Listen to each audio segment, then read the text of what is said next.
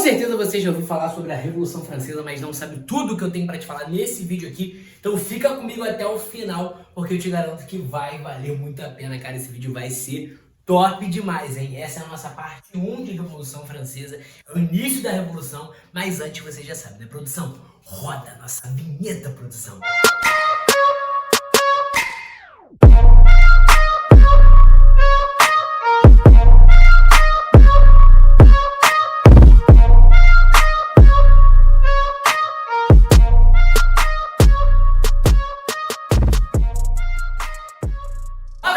Essa história, professor Pedro Rissopo, com mais um vídeo aqui no canal do YouTube pra vocês. E hoje a gente vai amassar esse conteúdo que é top.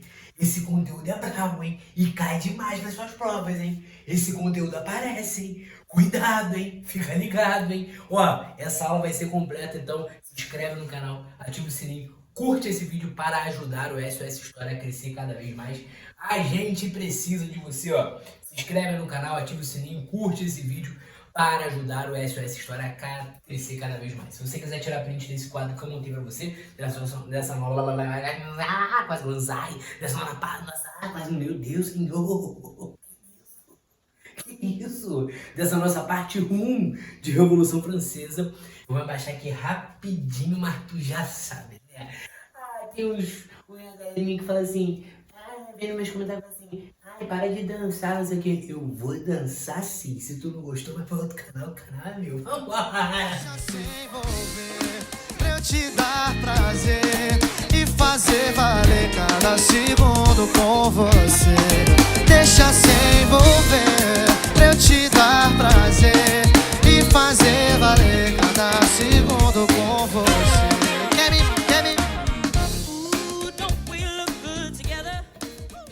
Galera, falando sobre a Revolução Francesa, cara, isso aqui é muito importante. A Revolução Francesa, ela dura 10 anos, ela vai de 1789 até 1799. Beleza? São 10 anos de Revolução Francesa e ela é dividida em 3 fases. A primeira fase é a famosa Assembleia.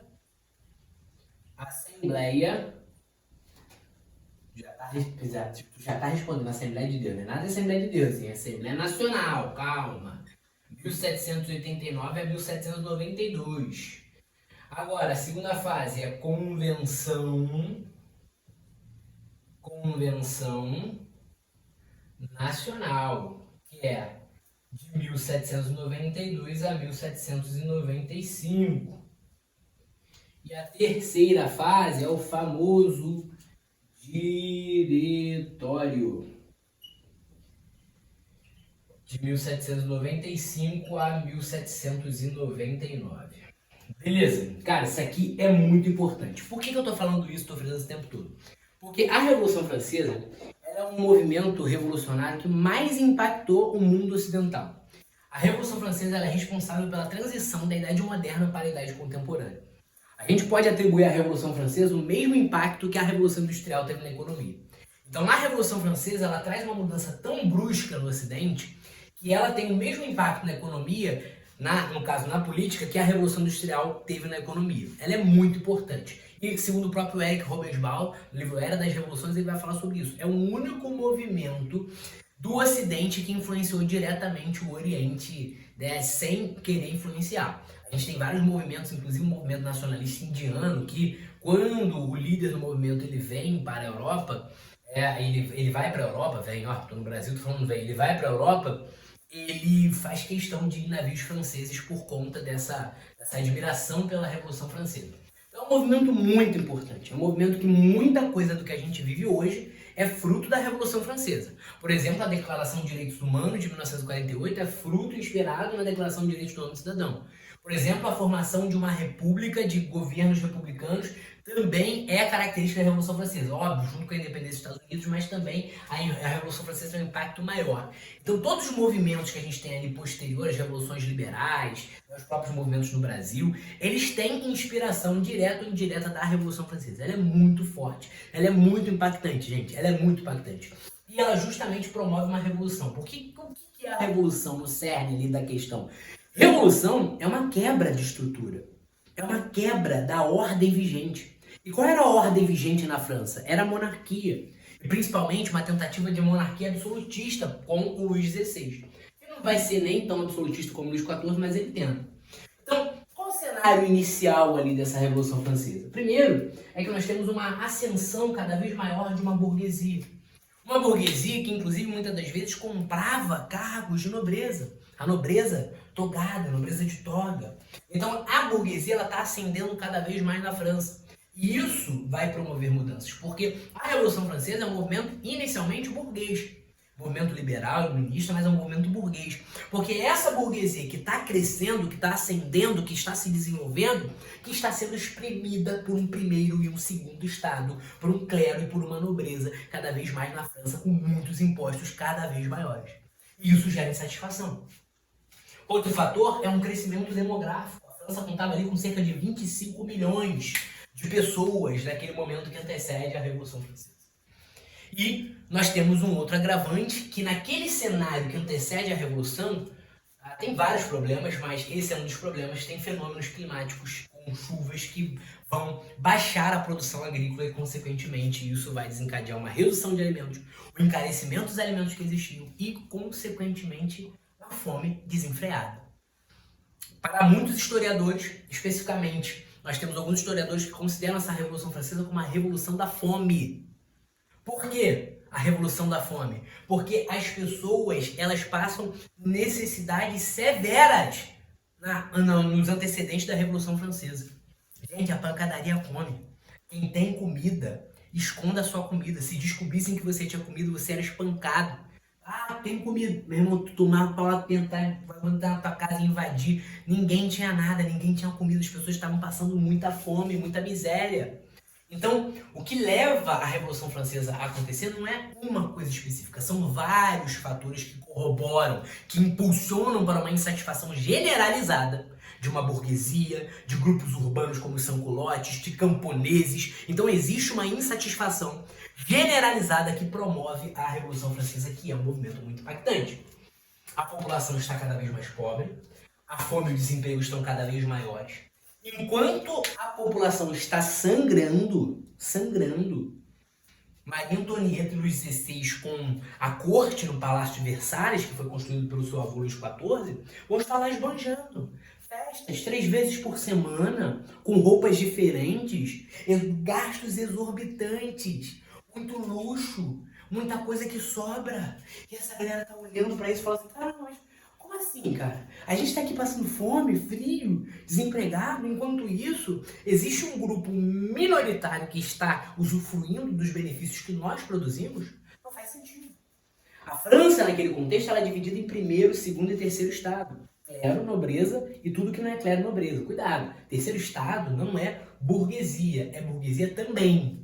Mas a burguesia são os sans-culottes, são os camponeses, tem vários grupos dentro do terceiro estado. Vários. E alguns historiadores acreditam, pelos números, que esse terceiro estado era equivalente a 99% da população. O resto era 0,5, 0,5. Alguns falam 98% e 1% para cada um, mas independente, era uma maioria. Inclusive tem uma charge muito que parece muito em provas, que essa charge aí, ó, literalmente do terceiro estado grandão, o primeiro e o segundo magrinho, e em cima, montado no terceiro estado. Esse terceiro estado está sobrecarregado. E para piorar, a França ainda vai reduzir os impostos sobre produtos ingleses a partir de 1786. Isso vai ocasionar diversas concorrências com produtos ingleses, produtos têxteis que eram de grande qualidade da Inglaterra, o que vai desencadear diversas falências na França. Para piorar, a França ainda se mete em guerra, gente. A França ainda se mete em guerra. A Guerra dos 7 Anos, gente. A Guerra dos 7 Anos. De 1756 a 1763, que é contra a Inglaterra. E a França vai perder a Guerra dos 7 Anos. Isso vai piorar ainda mais a situação, o quadro geral dos franceses. A gente tem também, além disso, né, a independência dos Estados Unidos, que a França vai se meter, sei lá por quê, revanche contra os ingleses, ela vai lá e se mete. Piora a situação, piora. O terceiro estado está sobrecarregado. O terceiro estado ele não aguenta mais. Então, esse terceiro estado, que é extremamente heterogêneo e diversificado, ele está clamando por uma reforma fiscal. E é isso que vai desencadear o início da Revolução Francesa. Porque o ministro das Finanças, o Charles Alexandre Alexandre Calone, ele vai convocar a chamada Assembleia dos Notáveis. Os notáveis seriam o primeiro e o segundo estado. A nobreza e o clero vão se reunir e ele vai falar assim, gente, eu acho que chegou a hora da gente pagar impostos. A gente precisa pagar impostos. E aí essa nobreza vai falar, que isso, que impostos, que isso, ai, primeiro, ai, energia, imposto não. A nobreza e o clero, obviamente, se recusam a pagar impostos. Só que a pressão social, a pressão popular estava muito forte para que houvesse uma reforma fiscal. E aí o Luís XVI, ele vai fazer a convocação da Assembleia dos Estados Gerais. Cara, isso aqui era simbólico, porque não era convocado há mais de 100 anos. Então a França, ela entra em festa. Um delírio, uma festa absurda. Loucura, todo mundo animado. Contra os Estados Gerais. O Jacques Neck, que era o ministro das Finanças, ele vai convocar os Estados Gerais, que reúne o primeiro, o segundo e terceiro estado.